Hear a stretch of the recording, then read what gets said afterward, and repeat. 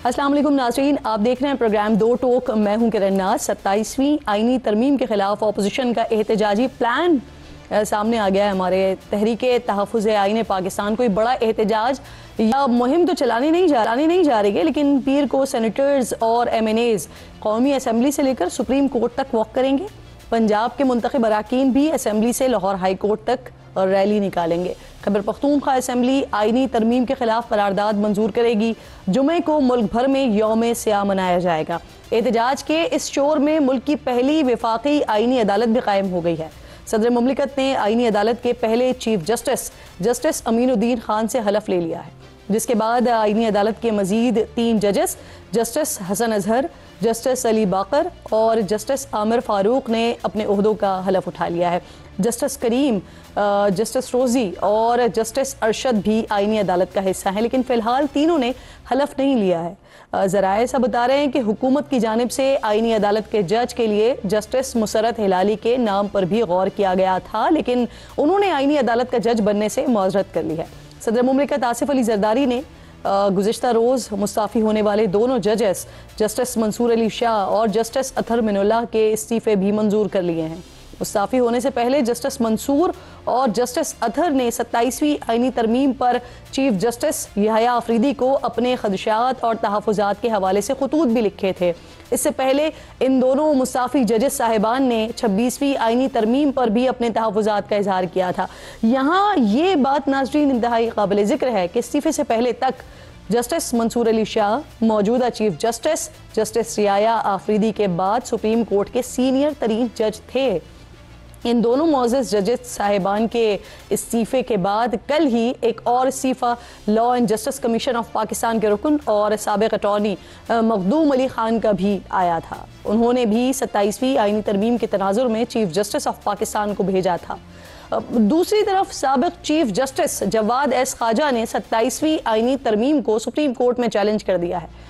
कल इन दोनों जजेस साहिबान की तरफ से इस्तीफ़े के बाद हुकूमती वज़रा की तरफ से उन पर तनकीद की जा रही है। वज़ीर आज़म के सियासी मुशीर सेनेटर राना सनाउल्लाह कह रहे हैं कि दोनों जजेस के ख़त सियासी तकरीर हैं, दोनों जजेस का ज़ाती और सियासी एजेंडा था।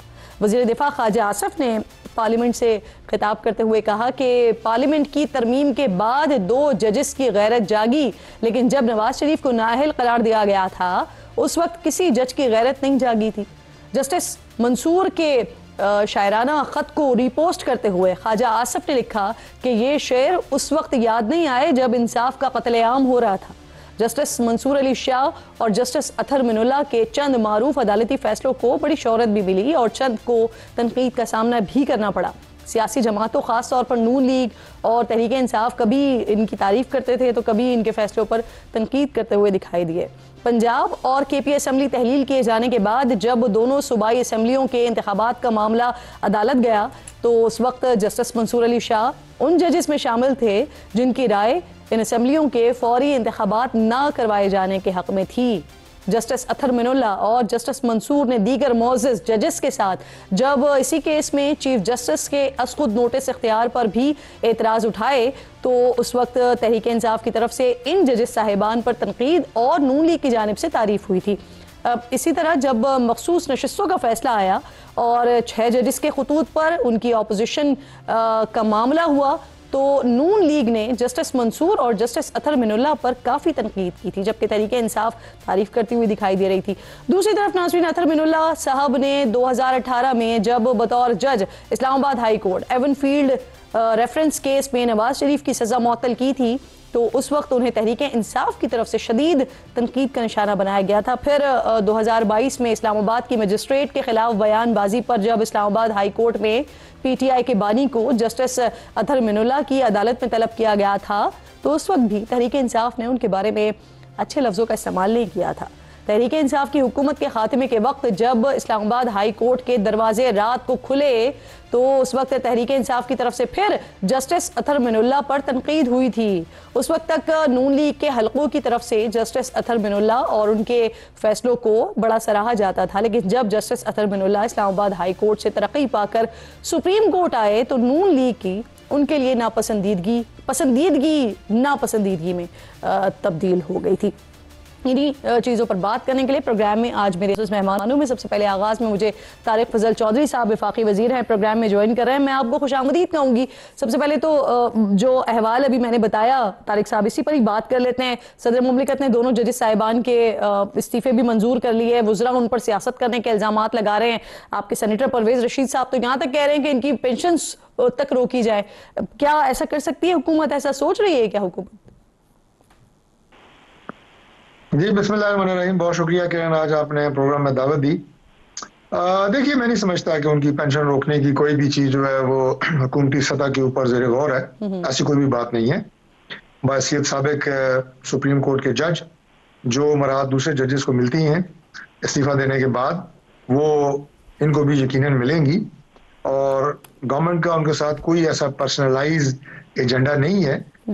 लेकिन जो इल्जामात उन्होंने लगा के इस्तीफे दिए हैं और जो रीजन उन्होंने अपने इस्तीफों में लिखी है जो मीडिया पे मैंने देखी है, वो हकायक के मुनाफी है माजरत से। उसकी वजह ये है कि दो बातें जो हैं वो बिल्कुल अया होनी चाहिए। पहली बात तो ये कि ये कहना कि एग्जेक्टिव ने अपनी अथॉरिटी बढ़ा ली है, ये बिल्कुल गलत है। उसकी वजह ये है कि 26वीं तरमीम में जो पार्लिमान का किरदार होता है जुडिशल कमीशन में, वो किरदार जो है वो दोबारा उसमें असर्ट किया गया और उसमें जितनी नुमाइंदगी गवर्नमेंट की है उतनी ही नुमाइंदगी अपोजिशन की भी है पार्लियामान से। बाकी उसमें ज्यादा तादाद जजेस की है। हेड उसे चीफ जस्टिस ऑफ पाकिस्तान कर रहे हैं, बार के सदर उसमें बैठते हैं, उसमें एक जो है वो सिविल सोसाइटी के नुमाइंदे बैठते हैं। तो वो कोई गवर्नमेंट डोमिनेटेड इदारा नहीं है जुडिशल कमीशन ऑफ पाकिस्तान। और जजेस की तमाम तकर्री और उनकी ट्रांसफर जो है वो प्राइम मिनिस्टर ने अपनी एग्जेक्टिव अथॉरिटी नहीं रखी, वो जुडिशल कमीशन ऑफ पाकिस्तान का ही मैंडेट है। तो लिहाजा ये कहना कि गवर्नमेंट ने कोई इख्तियार अपना बढ़ा लिया है, बिल्कुल भी नहीं। हमने उस कमीशन को जो जजेस की तकर्री करता है या जजेस को घर भेज सकता है, उसी को इख्तियार दिया है। आप खुश हैं तारिक साहब? आप हुकूमत खुश है इससे? खुशी या नाखुशी की बात ही नहीं है, उनकी अपनी स्वीट विल है। उन्होंने इस्तीफा दिया है तो जो नॉर्मल तरीकाकार होता है सदर ने वो मंजूर कर लिया है। इसमें हमारी कोई उनसे कोई जाती दावत तो है नहीं, थी ना है कि हमें कोई खुशी या नाखुशी वाली बात होती। अच्छा तारिक साहब, मुझे ये भी फरमा दीजिएगा, जो आईनी अदालत है वो फिलहाल इस्लामाबाद हाई कोर्ट की इमारत पे ही कायम की गई है, तो ये मुस्तकिल तौर पर है या आर्जी तौर पर है? क्योंकि फौरी तौर पर इस अदालत ने काम करना था और आईनी बेंच जो है चूंकि अब आईनी अदालत बन चुकी है तो लिहाजा उन्हें ये जगह दी गई है। और जो हमारी इस्लामाबाद हाई कोर्ट की नई बिल्डिंग है कॉन्स्टिट्यूशन एवेन्यू पे, ये अभी हाल ही में मुकम्मल हुई है। बहुत बड़ी ये बिल्डिंग बनाई गई है और इसमें काफी गुंजाइश मौजूद है। और अभी जो हमारे कॉन्स्टिट्यूशनल कोर्ट है उसने यहाँ पे काम शुरू कर दिया है। अगर यहाँ पे देखा गया कि कोई जगह की तंगी है तो उसके बाद सोचा जाएगा, लेकिन फिलहाल हमारे पास बहुत ज्यादा गुंजाइश यहाँ पे हाई कोर्ट की बिल्डिंग में मौजूद है। ठीक, अच्छा सर, डॉक्टर साहब मुझे ये फरमाइए, तरमीम तो आपने कर ली, अब अपोजिशन जो है वो एहतजाज करने जा रही है। इस्लामाबाद में होगा कोर्ट तक, सुप्रीम कोर्ट तक, और लाहौर में होगा हाई कोर्ट तक। इजाजत देंगे सर आप मार्च करने की? इजाजत दी, और मार्च करना चाहते हैं तो करें, लेकिन मसला ये है कि मार्च के नाम के ऊपर उन्होंने माजी में हमेशा शर्मंगेजी की है, फितना फैलाया है, फसाद फैलाया है। अब देखें, अब जो इस वक्त पेशावर हाई कोर्ट ने फैसला दिया है, उन्होंने क्या कहा है? उस फैसले में ऑनरेबल जजेस ने कहा है कि आप सियासी इज्तिमा और एहतजाज की आड़ में जिस तरह आप गवर्नमेंट की मशीनरी इस्तेमाल करते हैं, हैवी मशीनरी इस्तेमाल करते हैं, उनकी 1122 की गाड़ियां, एम्बुलेंस की गाड़ियां इस्तेमाल करते हैं, ये आप नहीं कर सकते। ये आज फैसला दिया है पेशावर हाई कोर्ट ने। तो ये तो इनके वहां पे करतूत है। तो आप मुझे ये बताएं कि सर ये भी साथ साथ बता देना, चीफ ऑफ डिफेंस स्टाफ का नोटिफिकेशन ये कब तक जारी हो जाएगा?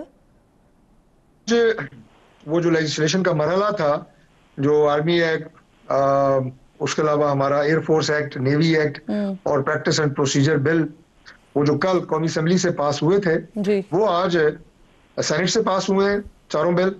और उसके बाद फाइनल मरहला उनका प्रेसिडेंट साहब ने उस पर असेंट देनी है, दस्तखत करने हैं, जो उम्मीद है कि आज इंशाल्लाह ताला हो जाएगा रात तक या कल सुबह तक। और कल इंशाल्लाह ताला या मैक्सिमम परसों, मुझे उम्मीद है कि कल ही चीफ ऑफ डिफेंस फोर्सेस उनका इंशाल्लाह ताला नोटिफिकेशन हो जाएगा। चलें सर, 27वीं तरमीम तो अब फाइनली हो गई, अब 28वीं तरमीम के बारे में भी आप ही के साथ ही कह रहे हैं कि 28वीं तरमीम भी आएगी, तो ये कब तक आ जाएगी? और अहम सवाल ये कि जो एनएफसी का मामला है फिर वो भी इसमें होगा 28वीं तरमीम में? देखिए, मेरा ख्याल है कि ये कबल वक्त है अभी 28वीं तरमीम पे बात करना। गो के कुछ नकात जो जेर बहस थे 27वीं तरमीम में, वो पीपल्स पार्टी ने वक्त मांगा था और वो नहीं 27वीं तरमीम में हम ला सके।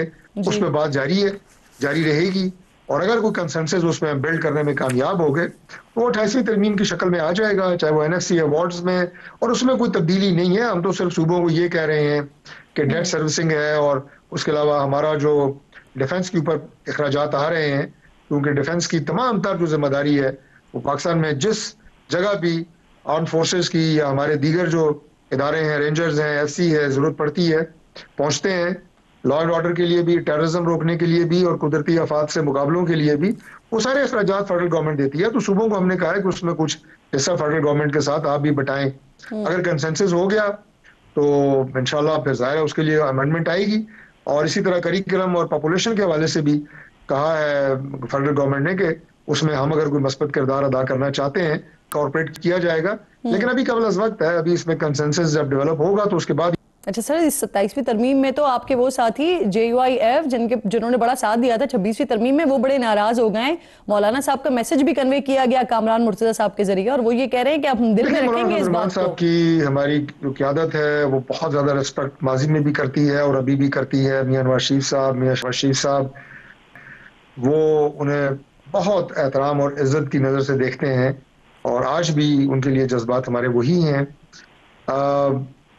हमने 26वीं तरमीम में भी उन्हें साथ रखा, 27वीं तरमीम में भी हमारी कोशिश थी हमारे साथ दें इसमें, लेकिन इन नकात के ऊपर नहीं उन्होंने साथ दिया। अब मुझे आखिर में ये भी फरमा दीजिएगा सर, उर्दन के बादशाह आ रहे हैं कल पाकिस्तान, तो क्या उनके विजिट में फलस्तीन आर्म्ड फोर्स भेजने के हवाले से भी बातचीत होगी, डिस्कशन होगी डॉक्टर साहब?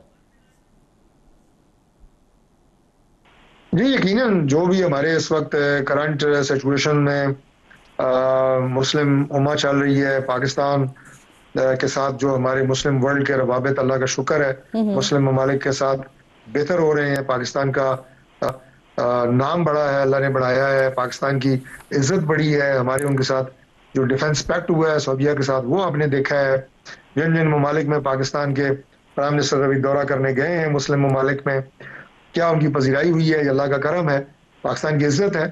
तो जो भी इस वक्त मामलात हैं उसमें गजा का मामला भी है, वो यकीनन ज़ेर बहस आएगा, और ये हमारे लिए बड़ी एजाज की बात होगी कि हरमैन शरीफैन की जो हिफाजत है अल्लाह ताला के फजल से पाकिस्तान की मुसल्लह अफवाज के पास ये एजाज अल्लाह ने दिया है, और गजा के मुसलमानों की जो हिफाजत है और बैतुल मुकद्दस की जो हिफाजत है, जिम्मेदारी पाकिस्तान की आर्म्ड फोर्सेस के पास आती है। तो ये पाकिस्तान के लिए और पाकिस्तानी कौम, आप कह रहे हैं एजाज की बात होगी। बहुत बहुत शुक्रिया आपका। डॉक्टर तारिक फजल चौधरी साहब प्रोग्राम में मेरे साथ मौजूद थे। अली मोहम्मद खान साहब रहनुमा तहरीक इंसाफ के मेंबर हैं, कौमी असम्बली के प्रोग्राम में ज्वाइन कर रहे हैं। बहुत शुक्रगुजार हूँ आपके वक्त की। सबसे पहले तो 27वीं आईनी तरमीम जिस पर आप लोगों की तरफ से एहतजाज होना था, आज से इस तहरीक का आगाज़ होना था जुमे के बाद से, लेकिन वो उस तरह से आगाज़ हुआ नहीं। तो क्या अली भाई आप ये तस्लीम करेंगे कि अपोजिशन नाकाम हुई है इसमें? जी बहुत शुक्रिया। बिस्मिल्लाहिर्रहमानिर्रहीम, अल्लाहुम्मा सल्लि अला मुहम्मद व अला आलि मुहम्मद। 27th अमेंडमेंट के खिलाफ पाकिस्तान तहरीक इंसाफ ने जो दोनों फोरम है सेनेट और कौमी असम्बली में भरपूर एहतजाज किया, और जहाँ तक एहतजाजी किसी तहरीक का ताल्लुक है या किसी बड़े पैमाने पे, उसको तो लीड अचकजई साहब और जो हमारे नासिर अब्बास साहब हैं, अलामा साहब, वो करेंगे। लेकिन कौमी असम्बली की हद तक तो आज भी अगर आपने कवर किया हो, भरपूर एहतजाज हुआ है। मेरी एक राय थी जो मैंने पार्टी को दी थी कि इस पे प्रॉपर हम खिलाफ वोट भी डालें, कि फिर पार्टी क़यादत ने फैसला किया कि नहीं हमने इसको बॉयकॉट करना है। लेकिन उन्होंने तो कहा है कि हम मार्च करेंगे, और वो जो अब एलामिया आया है सामने, इसमें भी किसी बड़ी मुहिम या किसी मार्च वगैरह का तो नहीं है ऐलान, उसमें भी अवामी मुहिम नहीं है, उसमें भी सुप्रीम कोर्ट तक ही, असेंबली से सुप्रीम कोर्ट तक, और पंजाब में लाहौर हाई कोर्ट तक अरकान असेंबली ही होंगे। देखिए, इसका मुझे ज़्यादा नहीं इल्म, क्योंकि उसको वो तहरीक तहफ़्फ़ुज़ आइन की जो लीडरशिप है, क़यादत है, उसमें हमारी तरफ से मोहतरम साबिक़ स्पीकर असद कैसर साहब हैं। लीड उसको चकजई साहब और नासिर साहब कर रहे हैं, तो वो जो भी डायरेक्शन देंगे हम उनको उसमें सपोर्ट करेंगे। बतदरीज इसको बढ़ाया जाएगा, फौरी तौर पे, यानी कि अचानक ही कोई लाखों का मजमा तो नहीं निकाल देना उन्होंने, उसको बतदरीज वो बढ़ाएंगे इंशाल्लाह। अच्छा सर, जब ये आईनी तरमीम के खिलाफ तहरीक का ऐलान हुआ तो आपने कहा कारकुनान और अवाम ऐसे दस्तूर को, सुबह बेनूर को हम नहीं मानते। फिर इससे पहले मिशन नूर के तहत वो आजाने देने वाला सिलसिला शुरू हुआ था। आप समझते हैं इस तरह की मुहिम से या इस तरह के मिशन से हुकूमत के ऊपर दबाव पड़ेगा और जो आप चाह रहे हैं वो होगा?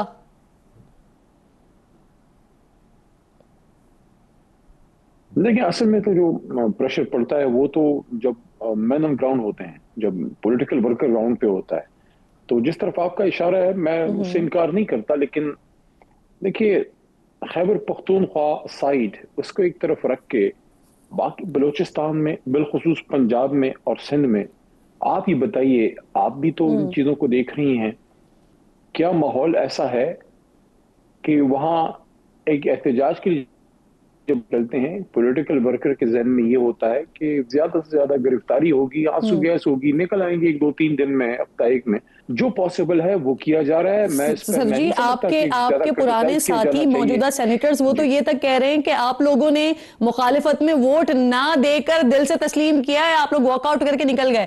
अब अगर आप बाहर नहीं आ रहे सड़कों पर या कोई तहरीक नहीं चला रहे, तो हालात की सख्ती को देखते हुए बस आपने इतना सोचा है कि ये असेंबलियों के दरमियान और हाई कोर्ट्स के दरमियान तक ही मार्च पर इक्तफा किया जाए?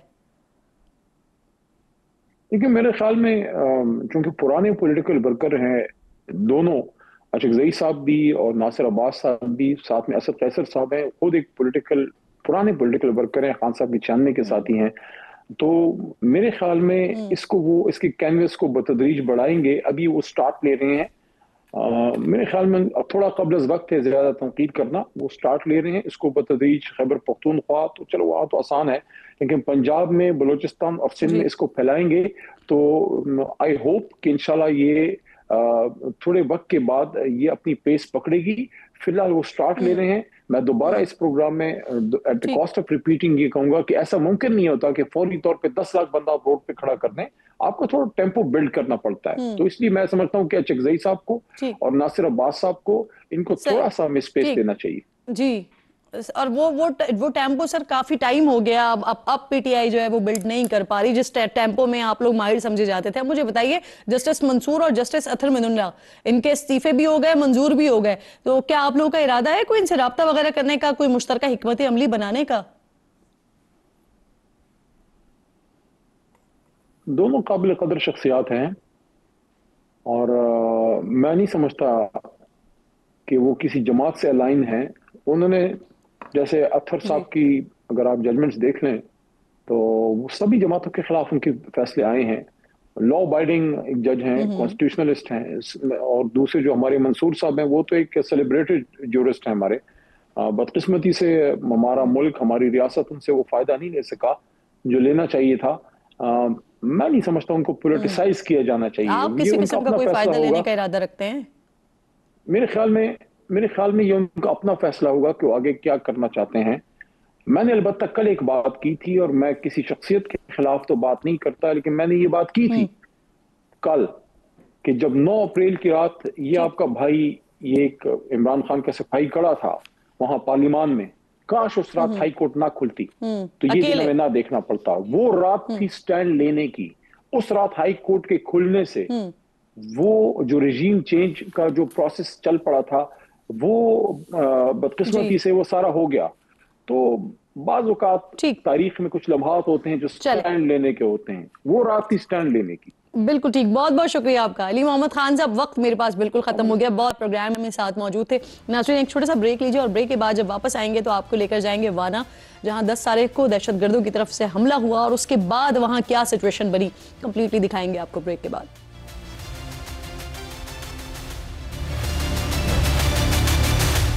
प्रोग्राम के इस हिस्से में एक बार फिर नाज़रीन आपको खुशामदीद कहती हूँ। इस वक्त मैं मौजूद हूँ हेलीपैड पर, जहाँ से आपको लेकर जा रही हूँ जनूबी वज़ीरिस्तान के वाना के कैडेट कॉलेज में, जहां अब से एग्जैक्टली 2-3 रोज़ पहले 10 तारीख को जिस तरह का अटैक किया गया है फितना उल खवारिज की तरफ से, फितना उल हिंदुस्तान की तरफ से, अगर बर वक्त कार्रवाई ना होती, अगर बर वक्त ना रोका जाता तो शायद हमें एक और खुदा न खास्ता वाक़या APS की तरह का देखना होता। किस तरह से ऑपरेशन किया गया, किस तरह से क्लियर किया गया इलाके को, और किस तरह से ये दहशतगर्द प्लानिंग करके वहाँ पर दाखिल हुए थे, वहाँ पर आए थे, ये तमाम मनाजिर आपको दिखाएंगे। आइए मेरे साथ चलिए, हम जा रहे हैं इस वक्त वाना कैडेट कॉलेज।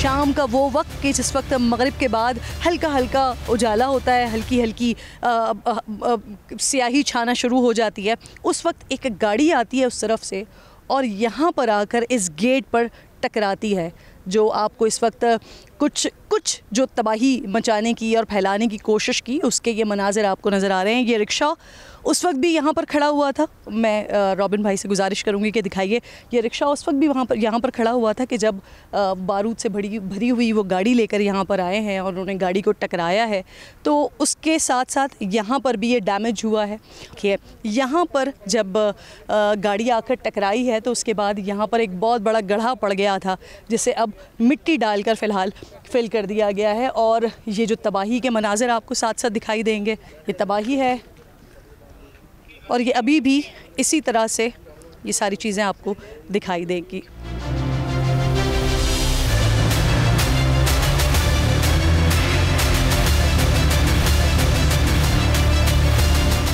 नाज़रीन, बारूद से भरी गाड़ियाँ ये होती हैं या जब बॉम्ब ब्लास्ट होते हैं तो उसमें स्प्लिटर्स और बॉल बैरिंग्स वगैरह का इस्तेमाल होता है, तो ये जगह जगह हमें ये लोहा पड़ा हुआ दिखाई दे रहा है। नाज़रीन, जब ये फटते हैं तो सोचिए कि ये जब जिस्म में जाकर लगते हैं कितने अज़ियतनाक और कितने तकलीफ़ दे होते हैं। ये यहाँ पर ये जगह जगह आपको इस तरह के बारीक बारीक ज़र्रात, बॉल बेरिंग्स, लोहा जगह जगह आपको मिलेगा। वहाँ तक अगर दूर तक आप देखिए, आपको ये ज़र्रात दूर तक नज़र आएंगे। ये ऑडिटोरियम है, सतशुक्र कि उस वक्त यहाँ पर कोई मौजूद नहीं था, लेकिन जिस लेवल की यहाँ पर तबाही है ये मैं आपको साथ साथ दिखा देती हूँ। देख कर आइएगा रॉबिन भाई, कांच पड़े हुए सारे, ये देखिए। और ये अभी भी ये इस सिचुएशन में है कि यहाँ से मुसलसल ऊपर से हमें जो सीलिंग है वो गिर रही है। ये आप ऊपर देखें, सारा ये ऑडिटोरियम की तबाही देखिए।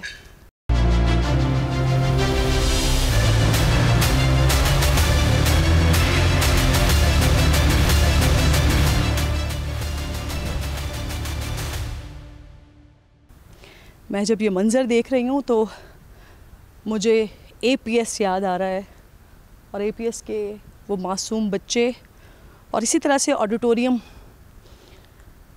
था और हर ऐसे जहाँ चेयर्स थी, हर रो में मासूम बच्चों का खून नज़र आ रहा था।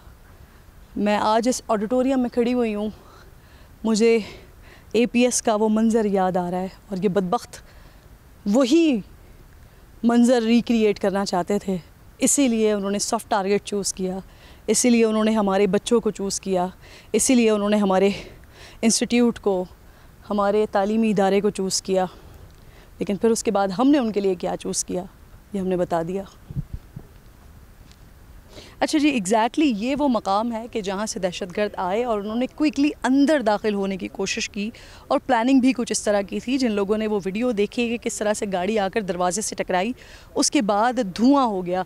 वहाँ पर देखिए, एक चौकी वो रही, एक चौकी वो रही। वहाँ पर जो स्नाइपर्स बैठे हुए थे उन्होंने क्विकली इंगेज करने की कोशिश की, लेकिन क्योंकि धुआं इतना ज़्यादा हो चुका था ब्लास्ट होने के बाद कि उनको ये मौका मिल गया कि वो वहाँ से निकल के फ़ौरी तौर पर एडमिन ब्लॉक के अंदर पहुँचें। जो प्रिंसिपल होता है वो एक बाप का किरदार अदा करता है, और यहाँ पर जो मेरे साथ प्रिंसिपल मौजूद हैं, जब उनके सामने जब उन्हें ये पता चला कि उनके बच्चे अंदर मौजूद हैं और सारी सिचुएशन बनी है, तो एक फ़ौजी, एक फ़ादर, एक प्रिंसिपल, क्या फ़ील किया, क्या सोच रहे थे? मेरे साथ मौजूद है कर्नल उस्मान। अस्सलाम वालेकुम सर। अस्सलाम वालेकुम। अभी मैंने आपकी गुफ्तगू सुनी, ब्रीफिंग सुनी, और वो जो एक फ़ादर के अंदर अपनी औलाद के लिए जो एक जज्बा होता है और जो तकलीफ़ होती है ना, वो फ़ील हो रही थी आपके लहजे से मुझे। तो मैं आपको एक प्रिंसिपल के तौर पर नहीं सुन रही थी, मैं किसी और जोन में चली गई थी सर। प्लीज़ मेरे नाज़रीन को बताइए। मुश्किल होता है, मैं ये कहूँगा कि किसी के लिए भी मुश्किल होता है, और ये कैडेट कॉलेजेस में हमारे हवाले पेरेंट्स अपने बच्चे करते हैं। हमारी जिम्मेदारी है। मुझे अफसोस है इस बात का कि अगर ख्वारजियों ने हम पे हमला करना है तो हम पे करें। बच्चों से लड़ना बुज़दिली है, बच्चों से कोई नहीं लड़ता। हम पे हमला करे, हमारे साथ लड़े, हम जवाब देंगे। हिम्मत है तो आके लड़े। प्रोसेस के बारे में भी बताइए सर। ये जो हम बिल्डिंग देख रहे हैं, ये एडमिन ब्लॉक यहाँ पर हमें सामने नज़र आ रहा है, ये उस वक्त का है कि जब दहशतगर्द अंदर घुस गए थे, और फिर उसके बाद जब हमने उनको निकालने की कोशिश कर रहे थे, ये उस वक्त का है या ये दहशतगर्दों की तरफ से किया गया है सर? ये जो आपने गेट के ऊपर एक ब्लास्ट देखा था, ये एक ब्लास्ट इफेक्ट भी आपको नज़र आ रहा है। ना सिर्फ इधर नज़र आ रहा है, ये कैप्टन वली शहीद के नाम पे ऑडिटोरियम है। ये भी हमारा कैडेट है और ये भी आर्मी में ऑफिसर था और शहीद हुआ, उसके नाम पे ऑडिटोरियम है। वो ऑडिटोरियम भी पूरा डैमेज हो गया उस ब्लास्ट इफेक्ट से। ये बिल्डिंग भी पूरी डैमेज होगी उस ब्लास्ट इफेक्ट से, और इसके पीछे वाली बिल्डिंग्स भी।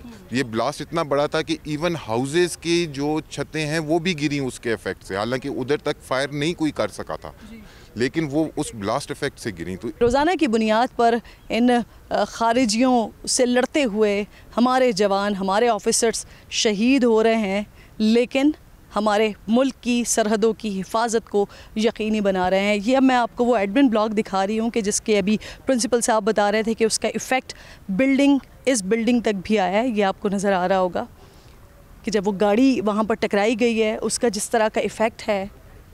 ये एक खूबसूरत सी बिल्डिंग जिसके बारे में बताया गया अभी कि 2011 में ये बिल्डिंग बनी थी, अभी 15 साल इस बिल्डिंग को हुए हैं। इस वक्त मैं आपको एडमिन ब्लॉक के अंदर लेकर आ रही हूँ। ये देखिए, यहाँ पर आपको प्रिंसिपल के ऑफ़िस लेकर जा रही हूँ। ये प्रिंसिपल का ऑफ़िस देखिए, ये मुकम्मल तौर पर डैमेज हो चुका है। ये ऑफ़िस, ये आपको नज़र आएगा। इसकी हालत बता रही है कि कितना खूबसूरत होगा, लेकिन अब इसकी क्या हालत हो चुकी है, ये मंज़र आपको सामने नज़र आ जाएंगे। इल्म की दौलत यानी किताबें वो ज़मीन पे पड़ी हुई हैं, और इनको ज़मीन पर पटकने वाले वही जाहिल, वही ख्वारिजी, वही दहशतगर्द, वही फितनाउल हिंदुस्तान हैं कि जो अमन देखना नहीं चाहते। सिर्फ़ एक खूबसूरत सा शैंडलियर वहाँ पर बचा है, बाकी ऊपर की सारी सीलिंग ज़मीन पर आ चुकी है। यानी कितना ये पावरफुल ब्लास्ट था उस गाड़ी में कि जो काफ़ी दूर यानी मेन गेट पर हुआ, और उसने यहाँ तक इस एडमिन ब्लॉक को डैमेज किया है।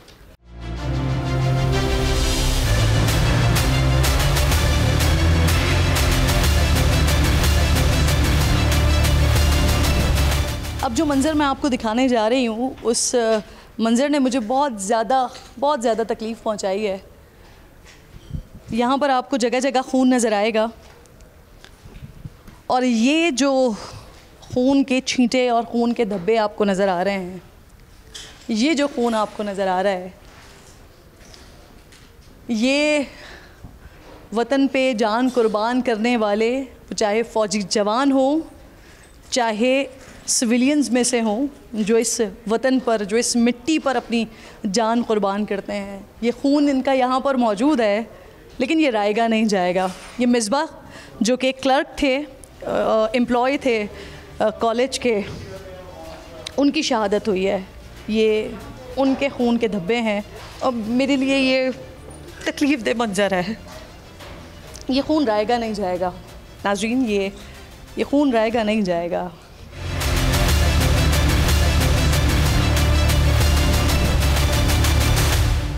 सिनेरियो बता देती हूँ आपको। ये आपको जो गली नज़र आ रही है, यहाँ पर कंट्रोल रूम है, यहाँ पर मेस है, यहाँ पर एक बेडरूम है जहाँ पर कई सारे बेड्स हैं, वो मैं अभी आपको आकर दिखाती हूँ। वो कॉर्नर पे अगर आपको नज़र आए, वहाँ पर एक ऑफिसर होते हैं मौजूद, वो सामने। दहशतगर्द जब यहाँ से आया और यहाँ से आकर उसने इधर जाने की कोशिश की, तो वहाँ पर जो ऑफिसर मौजूद थे उनके साथ इंगेजमेंट हुई और उसने फायर किया। उसको लगा कि वहाँ पर शायद ज़्यादा लोग मौजूद होंगे, वापस भागा और वापस भागने के बाद जब इधर आया तो यहाँ पर दो जो एम्प्लॉय थे कॉलेज के, जो स्टाफ था, उन दो की शहादत यहाँ पर हुई। ये आपको जो मैंने मंज़र अभी दिखाया, आइए मैं आपको क्विकली अंदर का मंज़र दिखाऊं। ये देखिए, ये कंट्रोल रूम भी किस तरह से तबाह हुआ है। फिर ये वो रूम जहाँ पर वो बदबख्त जहन्नुमी ख़वारिजी यकीनन जो 18, 19, 20 घंटे उन्होंने गुजारे, तो यहाँ पर उनको एक बिस्तर भी मिल गए। ये देखिए, इस कमरे को भी इस्तेमाल किया गया। और फिर आगे आपको दिखाती हूँ, क्योंकि एडमिन ब्लॉक है और मेस भी यहाँ पर मौजूद है, तो 18-19 घंटे जो यहाँ पर उन्होंने गुजारे। कुछ फूड आइटम भी मैसर आ गया, पानी भी मैसर आ गया, बैठने की जगह भी उनको मिल गई। लेकिन वो मासूम बच्चे, वो स्टूडेंट्स, वो कैडेट्स उस तरफ 18-19-20 घंटे बग़ैर खाए पिए उन्होंने गुजारे। ये वो जगह है जिन लोगों ने वो वीडियो देखी है कि दहशतगर्द लाइव स्ट्रीमिंग कर रहे थे और ये फ़ील करवाने की कोशिश कर रहे थे कि उन्होंने अपने टारगेट को अचीव कर लिया है। बहुत बड़ी तबाही उन्होंने यहाँ पर फैला दी है और यहाँ से अफ़गानिस्तान, यानी जो उनका कमांडर था जाहिद, उसको सारी अपडेट्स दे रहे थे और वो यहाँ पर इंस्ट्रक्शन दे रहा था। जिन लोगों को पश्तो समझ आती है, जिनको उस वीडियो का मतलब समझ आ रहा होगा, तो वो उसको कह रहा था कि ये मैं इनकी लेबॉर्ट्री में मौजूद हूँ। तो उस जाहिल को और जो उसके जाहिल कमांडर्स अफ़गानिस्तान में बैठे हुए ये मंज़र देख रहे थे, उन सबको मैं बताना चाहती हूँ कि लेबॉर्ट्री नहीं, ये लाइब्रेरी है जहाँ पर इल्म से मोहब्बत करने वाले और अमन से मोहब्बत करने वाले लोग आते हैं। आप जैसे जब लोग आते हैं तो फिर वो अपनी टांगों पर तो आते हैं, लेकिन लोगों के कंधों पर जाते हैं।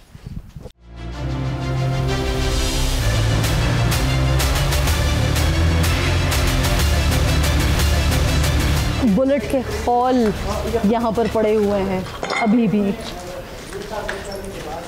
जैसे मैंने आपको बताया कि ये वो बुलेट्स हैं कि रेंडमली यहाँ पर डराने के लिए या ये दिखाने के लिए कि हमने हिसार में ले लिया है या हमने मैसूर कर लिया है, इन बच्चों को, इन स्टूडेंट्स को एक खौफ पैदा करने के लिए ये रेंडमली फायर कर रहे थे। ये बुलेट्स यहाँ पर पड़े हुए हैं, ये मौजूद है। और मैंने आपको आगाज़ में कहा था कि कुछ ऐसी चीज़ें भी मैं यहाँ पर आप लोगों को दिखाऊंगी कि जिससे वाज़े तौर पर ये बड़ा वाज़े सबूत होगा कि ये जो है फितना हिंदुस्तान, फितना ख़वारिज हैं, ये वो लोग हैं जो अफ़गानिस्तान से पाकिस्तान आकर हमले कर रहे हैं। क्योंकि इस पूरी कार्रवाई में या जो कुछ ये करना चाहते थे, जो असलहा यूज़ किया गया है, ये वो जदीद असलहा है जो अफ़गानिस्तान के पास वैसे तो मौजूद नहीं है, लेकिन जब अमेरिका का विथड्रॉ हुआ, वहाँ से विथड्रॉल हो गया और उसके बाद जो असलहा वो वहाँ छोड़ के चले गए, वो जदीद असलहा भी यहाँ पर लाए हुए थे। कुछ खौल, कुछ बुलेट्स जो हमें यहाँ पर दिखाए जा रहे हैं, वो वही हैं जिससे ये पता चलता है कि ये फितना ख़वारिज, फितना हिंदुस्तान हैं। अभी जो मंज़र मैं आपको दिखाने जा रही हूँ, मेरे लिए तो वो कराहियत वाला मंज़र भी है, वो खौफनाक मंज़र भी है। जिस वक्त हम यहाँ पर आए हैं और सब कुछ यहाँ पर दिखा रहे हैं नाज़रीन को, तो इसी दौरान में ये जो ख़ुदकुश बमबार था उसका पाँव यहाँ पर मिला है। ये आपको नज़र आ रहा होगा, ये इंसानी पाँव। ये मंज़र आप देखिए, और वो नापाक अज़ाइम वाले दहशतगर्द जो बदअमनी फैलाना चाहते हैं कहीं पर भी, दुनिया के किसी भी कोने में, वो देखें उनका हाल ये होता है, ये होता है उनका हाल।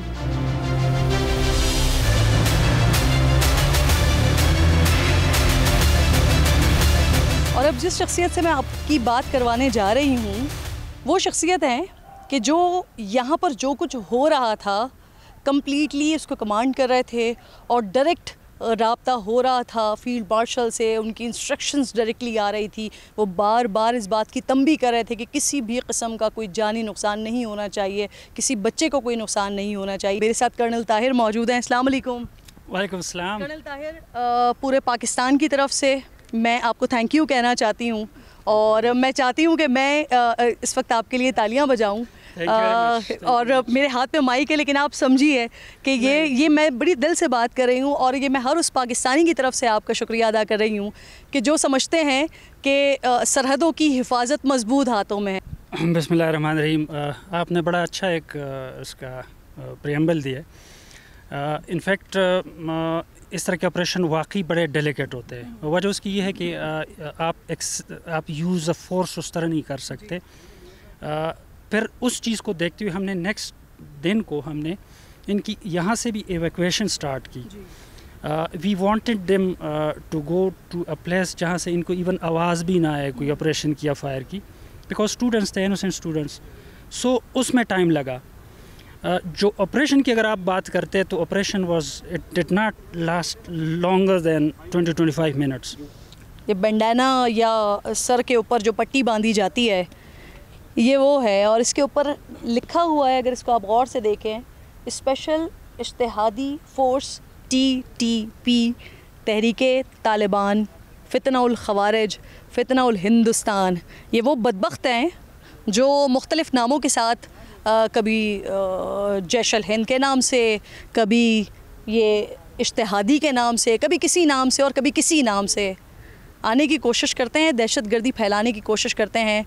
ये एक ही बदबख्त जिनका नाम है TTP और ये वो बैंडाना मौजूद है। मुझे ऐसे पकड़ते हुए घिन आ रही है क्योंकि इसके ऊपर वो नापाक खून है, उन बदबख्तों का, उन जहन्नुमियों का खून इस पर मौजूद है जो हमारी ज़मीन पर दहशतगर्दी मचाने आए थे, जो हमारे बच्चों के खून से खेलने के लिए आए थे, लेकिन उनको खूनम खून करके, और अभी मैंने आपको दिखाया कि जिस तरह से एक जो सुसाइड बॉम्बर था जिसका पाँव वहाँ पर पड़ा हुआ है वो अपनी मौत आप मरा, बदबख्ती की मौत मरा, और बाकियों को जिनको जहन्नुम वासिल किया गया उन 4 की लाशें वो सामने वहाँ पर पड़ी हुई हैं, उन बदबख्तों की लाशें। बहरहाल ये मैसेज है इनके लिए जिनका नाम इसके ऊपर लिखा हुआ है कि आप किसी भी नाम से आ जाएं, किसी भी तरह से आ जाएं, आपका हशर यही होना है। कभी आप चित्राल में अपनी लाशें छोड़ के भागेंगे, कभी आप पोस्टों पर अपनी लाशें छोड़ कर भागेंगे, और कभी यहाँ पर आपकी लाशें उठाने वाला भी कोई नहीं होगा।